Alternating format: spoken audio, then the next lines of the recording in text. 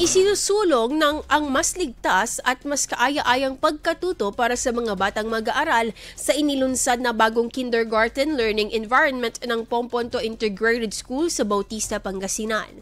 Formal na isinagawa ang turnover ceremony para sa pinaayos na pasilidad na idinisenyo upang maging mas ligtas, mas makulay at higit na nakapagpapalakas ng aktibong pagkatuto. Ayon sa lokal na pamahalaan, layo nitong magbigay ng child-friendly space na tutulong sa mga mag-aaral na paunlarin ang kanilang partisipasyon, pagkamalikhain at sigla sa pag-aaral. Dumalo sa aktibidad ang mga kinatawan mula sa lokal na pamahalaan, administrasyon ng paaralan, mga guro at miyembro ng komunidad na nagpahayag ng kanilang suporta sa pagpapabuti ng pasilidad.